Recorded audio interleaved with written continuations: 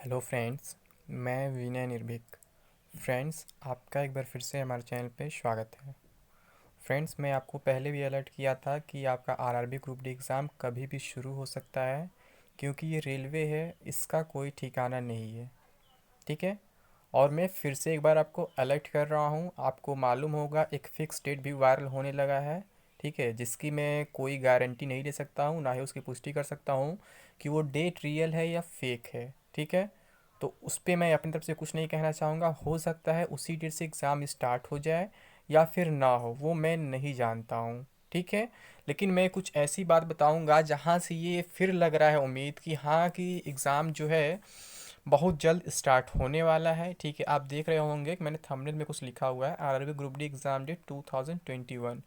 अब कमर कस लो, क्योंकि रेलवे कभी भी झटका दे सकता है। 10 अप्रैल से एग्ज़ाम शुरू। ठीक है। और एक मैंने नोटिस लगाया है। तो फ्रेंड्स, वो जो नोटिस मैं लगाया हूँ, उस नोटिस में बहुत कुछ ऐसा इंडिकेट कर रहा है वो नोटिस कि हाँ, लग रहा है कि ग्रुप डी एग्ज़ाम शुरू हो सकता है। ठीक है। तो मैं नोटिस दिखाऊंगा मैं कौन से नोटिस की बात कर रहा हूँ। ठीक है। तो फ्रेंड्स, जैसे कि बात यहाँ पे ये है कि हम लोग बार बार इंतज़ार करते हैं ऑफिशियल नोटिस का, लेकिन मैं आपको पहले ही बता चुका हूँ फ्रेंड्स कि हम लोग आरआरबी एनटीपीसी एग्ज़ाम में धोखा खा चुके हैं। ठीक है। जैसा कि 15 दिसंबर को आपका मिनिस्ट्रियल का एग्ज़ाम स्टार्ट हुआ था, तो उसका ऑफिशियल नोटिस जो है ऑफिशियल आरआरबीज पर 30 अक्टूबर को आ गया था। तो उसको सब लोग मान के चले थे वो हो करके रहेगा, उसमें कोई डाउट नहीं है, क्योंकि 45 दिन पहले नोटिस दे दिया गया था। लेकिन अगर हम बात करें आरआरबी एनटीपीसी एग्ज़ाम का, तो उसका कोई ऑफिशियल नोटिस पहले नहीं आया। 1 दिसंबर को प्रेस कॉन्फ्रेंस में बताया गया कि 28 दिसंबर से आपका एनटीपीसी एग्ज़ाम होगा। फिर शायद 3 दिसंबर को भी उससे रिलेटेड कोई प्रेस कॉन्फ्रेंस हुआ था, मतलब मीडिया इंटरेक्शन हुआ था। फिर उसके बाद भी रेल मंत्री का भी मीडिया इंटरेक्शन हुआ था, लेकिन कहीं भी कोई ऑफिशियल नोटिस नहीं आया था।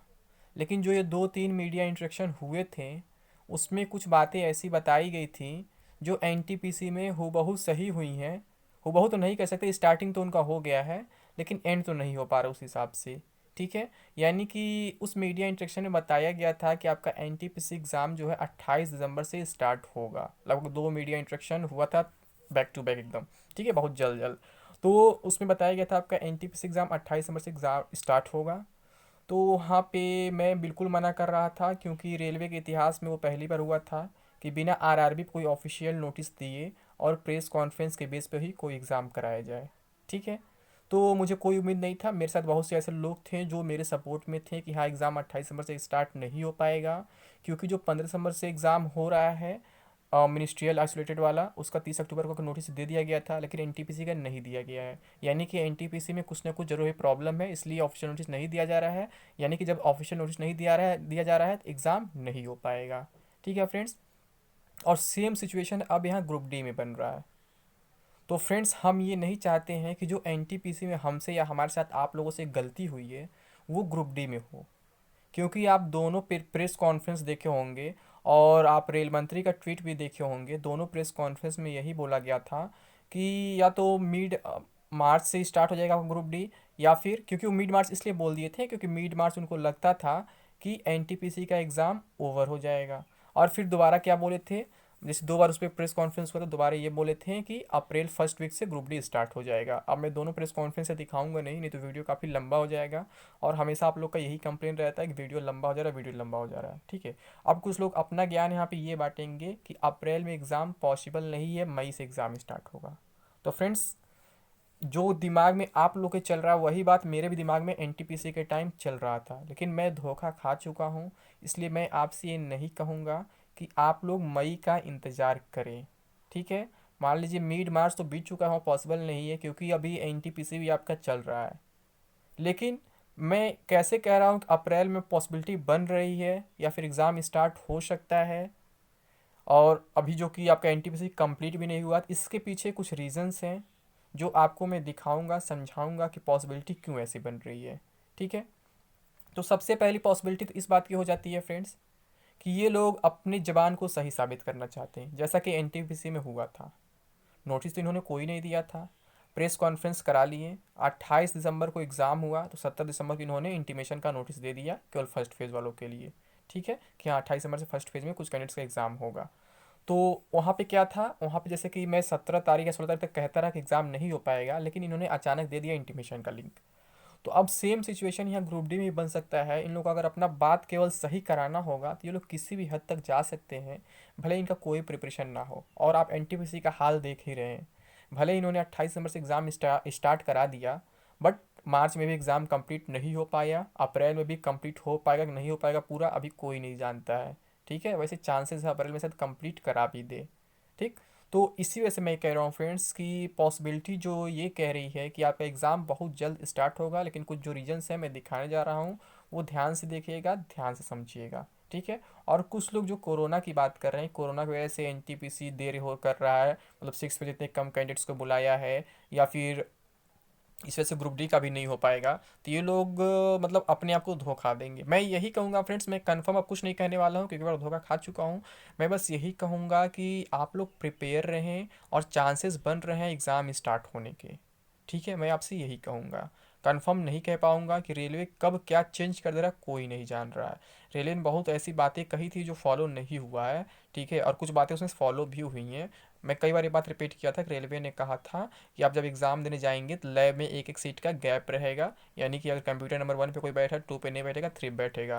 लेकिन ऐसा कहीं हुआ नहीं एग्ज़ाम में। आप लोगों ने एग्ज़ाम दिया होगा, देखा होगा, जिन्होंने नहीं दिया है वो देख लेंगे देने के बाद। ठीक है, तो कुछ बातें फॉलो हो रही, कुछ बातें नहीं फॉलो हो रही हैं, लेकिन एग्ज़ाम डेट को लेकर के जो बात प्रेस कॉन्फ्रेंस में कही गई थी वो आपका लागू हुआ है, मिनिस्ट्रियल में भी, एनटीपीसी में भी, तो ग्रुप डी में भी पूरी चांसेस बन रही है। ठीक है, और कोरोना का कोई बहाना यहाँ नहीं चलने वाला है। और जो लोग एसएससी सीएचएसएल का रीज़न दे रहे हैं, तो फ्रेंड्स इससे पहले भी कई सारे एग्ज़ाम्स बीते हैं जो एनटीपीसी के होते हुए हुए हैं। ठीक है, आरआरबी एनटीपीसी के एग्ज़ाम के टाइम आपके आईबीपीएस के कई एग्ज़ाम हुए हैं, एसबीआई के एग्ज़ाम हुए हैं। ठीक है, और से पता नहीं कितने एग्ज़ाम्स हुए हैं, मतलब कि किसी एक एग्ज़ाम की वजह से दूसरे एग्ज़ाम को टाला नहीं जा सकता है, मैं यही कह रहा हूँ। होता ये है जब दो एग्जाम एक साथ पढ़ जाते हैं, सेंटर थोड़े कम मिलते हैं, तो उस दिन कम कैंडिडेट्स को शेड्यूल किया जाता है, कम कैंडिडेट्स के एग्जाम को शेड्यूल किया जाता है, लेकिन किसी एग्जाम को पोस्टपोन नहीं किया जाता है किसी दूसरे एग्जाम की वजह से। और आप जान रहे हैं कि जो सीएचएसएल का एग्ज़ाम है 11 अप्रैल 27 अप्रैल तक, उसमें भी बंगाल में जो सेंटर पड़े हुए हैं उनको मई में पोस्टपोन कर दिया गया है, जिनका एग्ज़ाम बंगाल में, क्योंकि बंगाल में चुनाव वगैरह है। तो रेलवे में भी कुछ ऐसा हो सकता है, एनटीपीसी में कुछ ऐसा हो सकता है कि बंगाल वालों के लिए क्या किया जाए कि उनका एग्ज़ाम थोड़ा अलग कराया जाए, लेकिन बाकी एग्ज़ाम कराया जा सकता है। ठीक है, और आप एनटीपीसी देख रहे हैं 8 तारीख तक अभी गया है, तो इसमें बंगाल चुनाव भी रीजन हो सकता है, एनटीपीसी अभी नहीं हो रहा है, और आगे उसमें नोटिस में भी कुछ ऐसा लिखा है कि अभी नहीं होगा 7th फेज। ठीक है, और सीएचएसएल का भी कुछ लोग रीजन दे रहे हैं, सबका अपना पता, बस अपना अपना जगह पे अपना अपना बात सही है। बट पूरे कॉन्फिडेंस साथ ये मत मान लीजिए कि एग्ज़ाम मई में चला ही जाएगा। ठीक है, तो हम दिखाते हैं नोटिस जिसमें हम कह रहे हैं कि कुछ उसमें लिखा हुआ है जिससे साफ लगता है कि कुछ ऐसी बात है।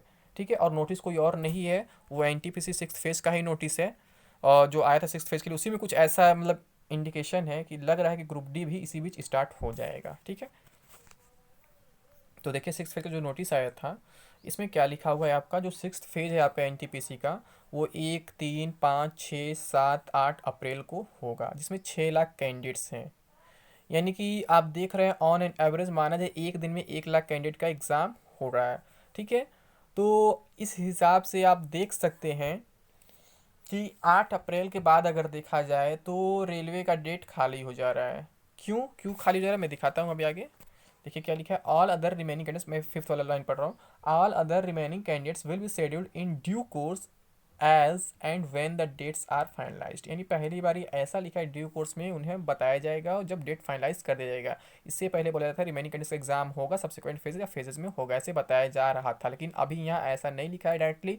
यहाँ इनडायरेक्टली लिखा गया है कि मतलब अभी हम एग्जाम नहीं करा रहे हैं, कुछ उसमें गैप जाएगा, इनके कहने का सेंस ऐसा ही लग रहा है। लेकिन मैं बिल्कुल ये नहीं कहूँगा जिनका 7th फेज का, जो 7th फेज का इंतजार कर रहे हैं वो देखे ही ना। ठीक है, मतलब वो प्रिपरेशन ही ना करे, वो मान के चले मई चले जाए, क्योंकि कभी भी रेलवे कुछ भी कर सकता है। मैं बार बार कह रहा हूँ, धोखा एक बार मिल चुका हूँ, बार बार आपको धोखा नहीं खाना चाहिए। ठीक है, तो 8 अप्रैल तक जब ये जा रहा है एनटीपीसी का एग्ज़ाम, यानी कि जो 10 अप्रैल वाली बातें फैल रही हैं वो सच भी हो सकती हैं। मैं फिर कह रहा हूँ सीएचएसएल अलग है और रेलवे ग्रुप डी अलग है। ठीक है, दोनों एग्ज़ाम एक साथ पॉसिबल हैं, यहाँ तक कि एनटीपीसी के साथ भी ग्रुप डी पॉसिबल है। मैं बता चुका हूँ कैसे पॉसिबल है, मैं बार बार उस पर नहीं बताऊँगा। ठीक है, तो इस हिसाब से देखा जाए तो आपका 10 अप्रैल से एग्ज़ाम स्टार्ट हो सकता है। और अगर मान लीजिए एग्ज़ाम अभी स्टार्ट नहीं हो रहा है, तो उन्होंने अभी तक पोस्टपोनमेंट नोटिस क्यों नहीं दिया, ये दिमाग लगाइए आप खुद।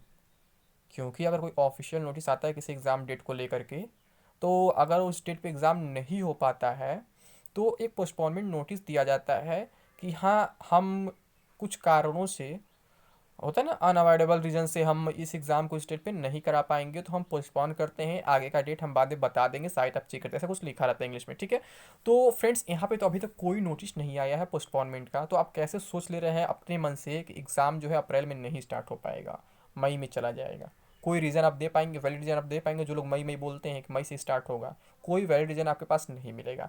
इसीलिए मैं कह रहा हूँ कि आप लोग तैयार है रेलवे के झटका खाने के लिए। रेलवे कभी भी झटका दे सकता है, रेलवे है, कभी भी कुछ भी कर सकता है। और इसीलिए मैं एनटीपीसी में केवल ऑफिशियल नोटिस का इंतजार कर रहा था, क्योंकि ऑफिशियल नोटिस का एक रिकॉर्ड होता है फ्रेंड्स। अगर वो स्टेट पे एग्जाम नहीं कराएंगे, पोस्टपोन करेंगे, तो पोस्टपोनमेंट को उन्हें नोटिस देना पड़ेगा। लेकिन अब ये देखिए प्रेस कॉन्फ्रेंस में क्या हो रहा है, आप लोग के मन में बन रहा है कि पोस्टपोन हो सकता है, लेकिन कोई नोटिस तो अभी तक नहीं आया। अगर इन्हें पोस्टपोन करना तब तक नोटिस दे दिए होते। और मुझे ये लग रहा है इन्हें पोस्टपोन नहीं करना है, इसी बीच 10 अप्रैल से पहले भी स्टार्ट कर सकते हैं। हो सकता है अप्रैल फर्स्ट वीक बोले हैं तो फर्स्ट वीक में ही किसी दिन स्टार्ट कर दें, ठीक है। तो ये कुछ भी कर सकते हैं, जैसे कि मान लीजिए 4 अप्रैल का डेट खा लिए, अगर 4 अप्रैल को कोई त्यौहार वगैरह कुछ नहीं है तो हो सकता है उसी दिन एक दिन केवल एग्जाम करा दे, जैसे 28 सितंबर को एग्जाम करा दिए थे, 2 दिन के लिए केवल दिखा दिखा एग्जाम हम स्टार्ट करा दिए हैं। तो पॉसिबिलिटी कुछ भी है। या फिर जिस दिन एनटीपी चला उसी दिन करा दिए लोग, बस कैंडिडेट्स देख ले कौन से कैंडिडेट्स का शेड्यूल इस डेट पे किया गया, कौन कैंडिडेट शेड्यूल इस डेट पे नहीं किया गया, उस हिसाब से वो लोग कैंडिडेट्स का अलॉट कर दें डेट। तो ये कुछ भी हो सकता है फ्रेंड्स। इसीलिए मैं कह रहा हूँ कि आप लोग तैयार रहें, रेलवे है, कभी भी आपको झटका दे सकता है। तो आप लोग इसके चक्कर में ना पड़े कि एग्ज़ाम मई तक जा रहा है, नहीं तो फिर धोखा खाएंगे। तो पिछले बार के धोखे में मेरी गलती थी, मैंने एक्सेप्ट किया था, लेकिन इस बार मैंने आपको बार बार आगाह किया है कि आप कभी भी इस चक्कर में ना पड़ें कि रेलवे एग्ज़ाम पोस्टपोन करेगा, क्योंकि अभी तक रेलवे की तरफ से कोई नोटिस नहीं आया पोस्टपोनमेंट का। और जब एनटीपीसी एग्ज़ाम आपका प्रेस कॉन्फ्रेंस के बेस पे हुआ है, मीडिया इंटरेक्शन के बेस पे हुआ है, तो ग्रुप डी एग्ज़ाम भी प्रेस कॉन्फ्रेंस और मीडिया इंटरेक्शन के बेस पे हो सकता है। और यहाँ तक कि पीयूष गोयल ने भी अपने ट्विटर हैंडल के माध्यम से बोल दिया है कि हम कौन सा बार बार डेट दें, जब हम तो कैलेंडर जारी कर दिए हैं। लेकिन आपको मालूम होगा रेलवे कभी कोई कैलेंडर जारी नहीं करता है। उनका सेंस वही था मीडिया इंटरेक्शन वाली बात को, मीडिया इंटरेक्शन में हम बता चुके हैं कि आपका सारा एग्जाम इस डेट से स्टार्ट हो रहा है। तो फ्रेंड्स, इसीलिए मैं आपसे कह रहा हूँ कि आप लोग क्या करें, और डेट्स के पीछे ना भागे, केवल अपनी प्रिपरेशन पे फोकस करें, क्योंकि रेलवे है, कभी भी आपको झटका दे सकता है। तो उम्मीद करता हूँ आप लोग समझ गए होंगे मैं आपसे क्या कहना चाह रहा था। तो अभी के लिए बस इतना ही फ्रेंड्स। Thank you. जय हिंद, जय भारत।